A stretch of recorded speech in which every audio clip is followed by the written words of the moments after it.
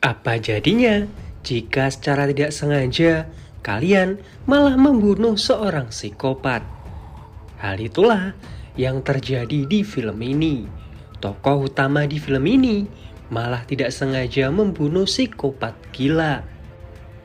Dibantu seorang polisi, mereka berusaha keras menyembunyikan pembunuhan tersebut. Tapi hal tidak terduga malah terjadi. Justru hal tersebut malah membuat korban lain berjatuhan. Apa yang sebenarnya terjadi di balik semua ini? Dan inilah Noise.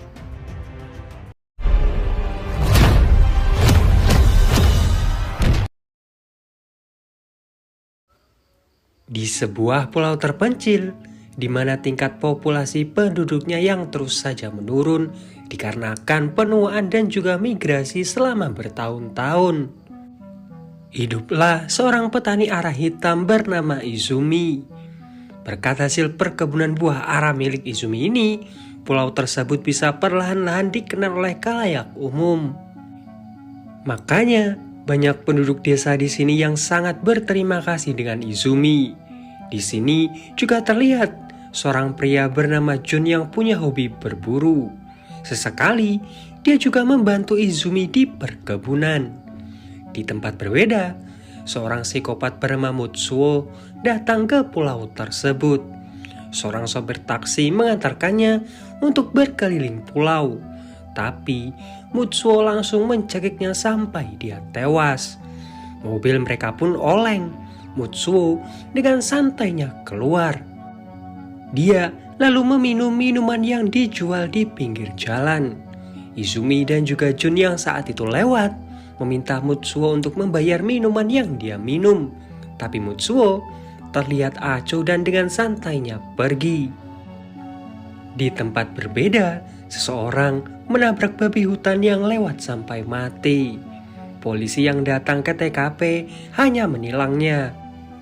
Seorang polisi baru bernama Shin bertanya ke seniornya, kenapa mobil mereka tidak disita. Seniornya ini bilang bahwa populasi di pulau tersebut sudah sangat sedikit. Jika mobil mereka disita, bagaimana mereka bisa ke sana kemari di pulau yang penduduknya bisa dihitung jari. Seniornya ini meminta Shin untuk mengangkat babi hutan itu ke mobil. Seniornya juga bilang, bukannya dia mau menutup mata atas kejahatan, tapi sebagai polisi, mereka juga harus bisa fleksibel. Apa yang sekiranya baik bagi penduduk pulau, jadi jika bisa dimaklumi, ya dimaklumi saja. Siang harinya, seniornya ini berpamitan dan menyerahkan semua keamanan pulau ini ke Shin. Dialah satu-satunya polisi yang akan di pulau ini nantinya. Sementara Mutsuo yang terus saja berjalan akhirnya sampai di area perumahan. Tapi dia sendiri bingung kenapa di daerah itu sangat sepi sekali. Dia mencoba untuk berkeliling sampai dia mendengar suara anak kecil. Mutsuo mencoba mendekat, tapi ternyata suara itu berasal dari Erika, anaknya Izumi yang saat itu sedang bermain. Melihat Erika, niat jahat Mutsuo pun muncul. Beberapa saat kemudian, Izumi sampai di rumah. Dia lalu bertanya ke istrinya, di mana keberadaan Erika. Istrinya ini bilang, Erika sedang bermain di halaman rumah. Izumi mencoba memanggil anaknya. Izumi dan juga istrinya merasa ada yang aneh, jadi mereka mencoba berpencar mencari keberadaan anaknya. Sementara Shin datang ke rumahnya Jun untuk membereskan babi hutan yang ditabrak pagi tadi. Di sini, Jun ini cerita bahwa tadi dia berpapasan dengan pria aneh di jalan. Jadi, dia meminta Shin untuk sering-sering berpatroli. Izumi lalu menghubungi Jun. Dia bertanya apakah anaknya ada di rumahnya Jun. Jun agak bingung. Izumi lalu cerita bahwa dia menemukan botol minuman yang diminum orang aneh yang mereka temui tadi pagi di halaman rumahnya. Dia pun meminta bantuan ke Jun dan juga Shin untuk mencari keberadaan anaknya. Jun langsung bersiap membawa senapannya. Shin di sini juga agak kaget, tapi Jun bilang dia hanya menggunakannya untuk menggertak. Akhirnya mereka pun berpencar.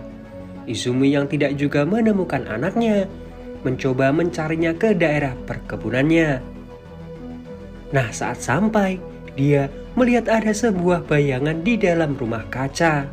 Izumi langsung menelpon Jun untuk datang ke sana. Izumi pun mencoba mendekat. Ternyata yang ada di dalam adalah Mutsuo. Izumi mencoba bertanya apa yang Mutsuo lakukan di sana dan di mana anaknya. Mutsuo ini malah bersikap aneh. Dia malah bilang bahwa Erika baunya enak. Hal itu membuat Izumi ini sangat kesal. Jun pun datang dan langsung menodongkan senjatanya. Mutsuo terlihat tidak takut. Dia malah mencoba melawan. Izumi berusaha menghentikannya, tapi Mutsuo malah menggigitnya. Akhirnya Izumi pun membantingnya. Tapi ternyata Mutsuo malah tewas karena kepalanya terbentur. Mereka bertiga hanya bisa terdiam karena syok. Tiba-tiba istrinya Izumi berteriak bahwa dia sudah menemukan Erika. Izumi buru-buru keluar. Ternyata Erika dari tadi bermain di rumah tetangganya.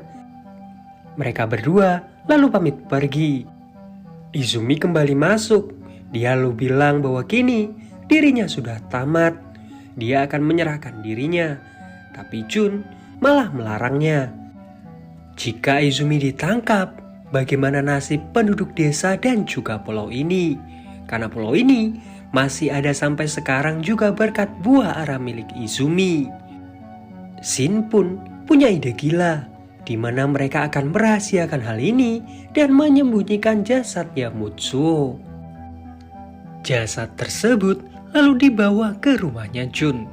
Nah, saat itu tetangganya yang bernama Pak Sokichi melihatnya, tapi Jun bilang bahwa itu hanyalah babi hutan. Jasadnya Mutsuo langsung dimasukkan ke ruang pendingin. Nah, mereka bertiga ini masih belum tahu siapa identitas dari Mutsuo ini karena tidak ditemukan KTP. Yang ada hanya sebuah ponsel jadul. Karena malam ini ada pertemuan dengan penduduk pulau, mereka akan mengubur jasad Mutsuo keesokan harinya. Di tempat berbeda, anaknya pria yang dibunuh Mutsuo di awal film tadi yang bernama Suzuki menghubungi polisi karena ayahnya tidak bisa dihubungi. Dua orang detektif ini mencoba untuk mencari petunjuk. Mereka lalu menemukan foto Mutsuo dan juga sebuah majalah yang mengulas tentang sebuah pulau terpencil dengan buah ara hitam sebagai sumber utama pendapatan pulau tersebut. Sementara di aula desa, seluruh penduduk pulau merayakan keberhasilan Izumi menghidupkan kembali pulau tersebut dengan buah ara hitam miliknya. Seluruh penduduk pulau menonton liputan tentang Izumi dan ara hitamnya. Dan karena ara hitam itu juga, pulau tersebut dibuka jadi salah satu destinasi wisata. Wali kota pun memberikan informasi bahwa dalam waktu dekat, mereka akan mendapatkan bantuan dari pemerintah sebanyak 500 juta yen untuk mengembangkan pulau tersebut. Selesai acara, mereka lalu pulang. Esok harinya, Jun bilang bahwa jasadnya Mutsuo akan mereka kuburkan di dekat bunker. Shin pun bertanya, kenapa tidak menguburkannya di hutan, di tempat yang jarang orang lewat. Jun yang memang paham kondisi hutan bilang bahwa ada kemungkinan nantinya babi hutan akan menggalinya. Tiba-tiba, Shin mendapatkan panggilan bahwa beberapa polisi akan datang ke pulau tersebut. Ternyata yang datang ke sana adalah dua orang detektif yang kemarin, Aoki dan juga Sakai. Aoki langsung menemui Izumi. Dia menanyakan apakah Izumi pernah melihat dua orang di foto ini. Izumi dan juga Jun menjawab tidak. Aoki lalu menjelaskan bahwa saat mereka menyelidiki di rumahnya Suzuki, mereka menemukan artikel tentang Izumi. Dan mereka juga mengkonfirmasi bahwa Pak Suzuki dan juga Mutsuo datang ke pulau tersebut menggunakan kapal feri. Shin lalu bertanya, siapa dua orang ini? Aoki pun menjelaskan bahwa Pak Suzuki ini bekerja di tempat rehabilitasi untuk orang-orang yang melakukan kejahatan. Lalu Mutsuo adalah seorang psikopat yang sudah memperkaos dan membunuh seorang gadis. Detektif Sakai ini mulai curiga ke Izumi karena dari tadi dia terlihat panik. Dia lalu bertanya kenapa tangannya Izumi ini diperban. Izumi beralasan dia terluka karena menjebak babi hutan. Detektif Sakai bertanya kembali, lantas di mana babi hutannya sekarang? Babi hutan itu ada di rumahnya Jun karena memang Jun ini seorang pemburu.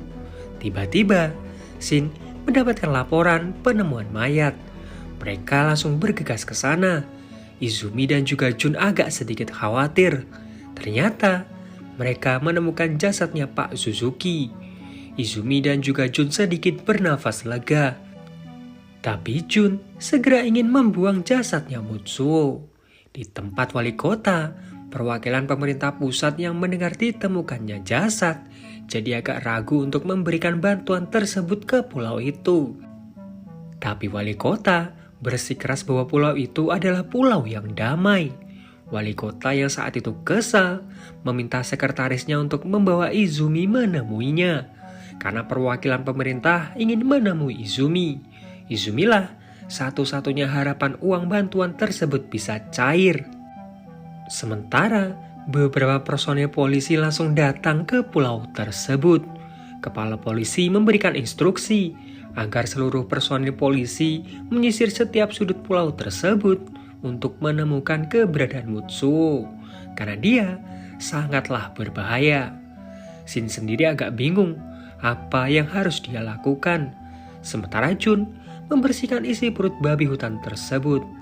Polisi lalu mengumumkan keadaan darurat, di mana seluruh penduduk pulau diminta untuk berhati-hati karena seorang penjahat masih berkeliaran di pulau tersebut.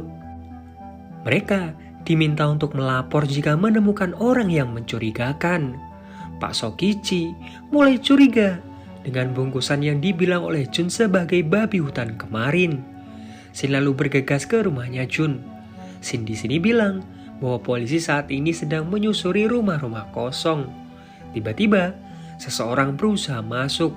Ternyata, orang tersebut adalah wali kota. Wali kota ini datang karena mendapatkan laporan dari Pak Sokichi bahwa Jun sedang membereskan sebuah jasad. Mereka merasa sudah tertangkap basah, tapi wali kota bilang bahwa dia akan bergabung untuk membereskan jasad tersebut. Karena yang terpenting adalah melindungi citra pulau tersebut. Wali kota ini punya ide gila, di mana jasadnya Mutsuo ini ditaruh di tempat yang mudah ditemukan saja. Lalu mereka diminta untuk mengorbankan Shin sebagai pelakunya. Dengan begitu, citra pulau ini akan membaik kembali karena Shin bukan penduduk asli pulau ini. Izumi bilang dialah pelakunya, jadi dia yang akan bertanggung jawab. Tapi wali kota malah melarangnya karena pulau ini masih membutuhkan Izumi dan buah arah hitamnya. Wali kota lalu melihat ke arah Jun. Dia meminta Jun saja yang dijadikan kambing hitam. Nanti setelah Jun ini menyerahkan diri, Izumi diminta untuk meninggalkan pulau karena siapa tahu kebenaran akan terungkap. Nantinya, perkebunan itu akan dikelola oleh wali kota sendiri setelah bantuan dari pemerintah cair. Tiba-tiba, Pak Sokichi datang dan langsung menyerang wali kota karena dia mendengar niat busuk wali kota. Wali kota berusaha melawan dengan menyetrum Pak Sokichi. Jun yang berusaha membantu Pak Sokichi malah tidak sengaja membunuh wali kota. Esok harinya, polisi mulai menyusuri rumah-rumah lain. Jun sendiri agak sedikit tertekan karena kini dia juga jadi salah satu tersangka.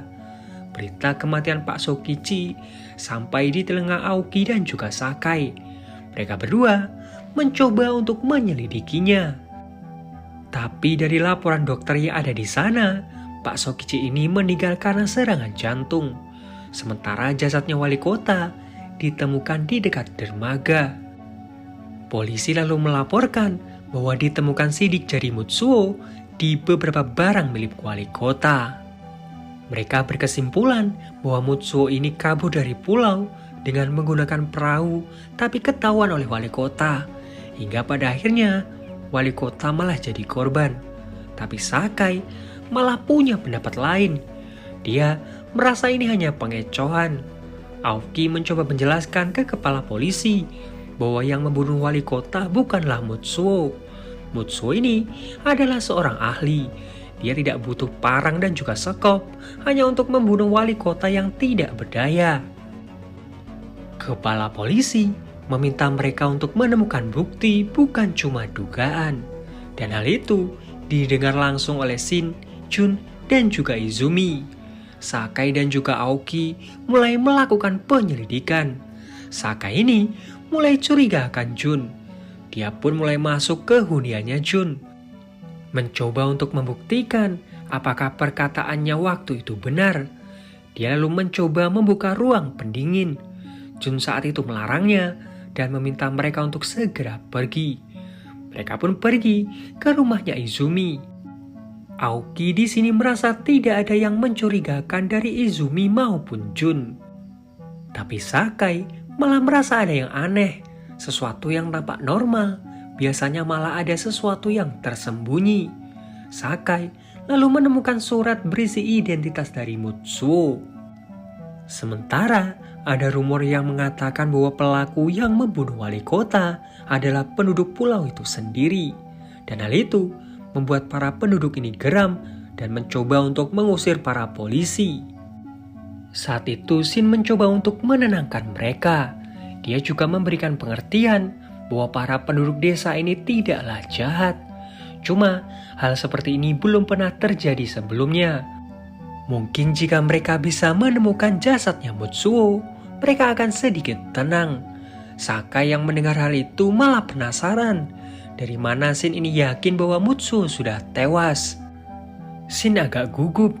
Dia berpikir mungkin Mutsuo ini sudah tewas tenggelam. Malam harinya, di upacara kematian Pak Sokichi, Izumi mengingat kembali saat Pak Sokichi ini sekarat. Dia meminta Izumi untuk melindungi pulau tersebut apapun yang terjadi. Tiba-tiba, kedua anaknya Pak Sokichi ini datang. Izumi mencoba menjelaskan apa yang sebenarnya terjadi. Dia juga memohon agar keduanya ini mau untuk bekerja sama. Ditambah lagi, pesan terakhir Pak Sokichi untuk melindungi pulau apapun yang terjadi. Karena hal itu, kedua anak Pak Sokichi mau untuk bekerja sama. Mereka pun mulai membuat rencana. Anaknya Pak Sokichi ini punya ide untuk meminta bantuan dokter desa agar memalsukan kematian ayahnya sebagai serangan jantung. Masalah Pak Sokichi sudah ada solusinya. Tinggal bagaimana mereka membereskan jasadnya wali kota. Izumilah yang memberikan ide agar jasad wali kota ditaruh di dekat dermaga dengan beberapa sidik jari milik Mutsuo di sana. Dengan begitu, polisi akan berpikir bahwa itu semua ulah Mutsuo dan mengira Mutsuo sudah pergi dari pulau. Masalahnya, mereka dapat dari mana perahu yang digunakan di skenario ini? Izumi nampaknya punya sebuah ide. Dia lalu menemui sekretaris wali kota dan menceritakan semuanya.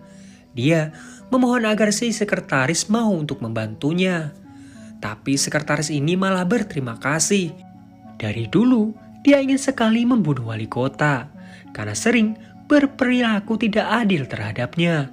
Jadi dia dengan senang hati mau membantunya. Nah kini yang bisa mereka lakukan hanya menunggu.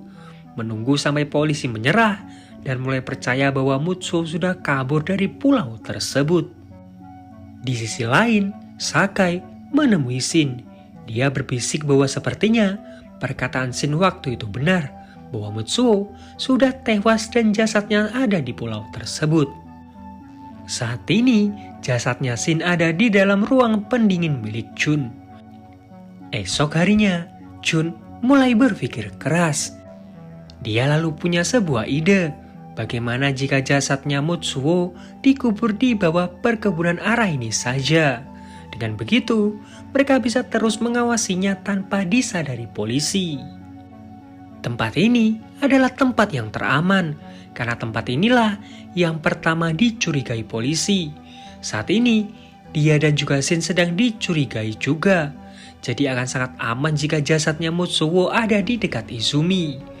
Mereka juga bisa meminta bantuan sekretaris wali kota untuk menyibukkan kedua detektif itu. Izumi berpikir sejenak. Siang harinya, Shin menemui Jun. Dia bilang bahwa dia sudah lelah berbohong. Karena semakin dia berbohong, malah justru semakin membuatnya dicurigai. Di tempat berbeda, setelah dimintai keterangan, sekretaris ini mengajak kedua detektif ini untuk makan babi di sebuah restoran. Aoki bertanya, apakah babi yang ditangkap oleh Jun?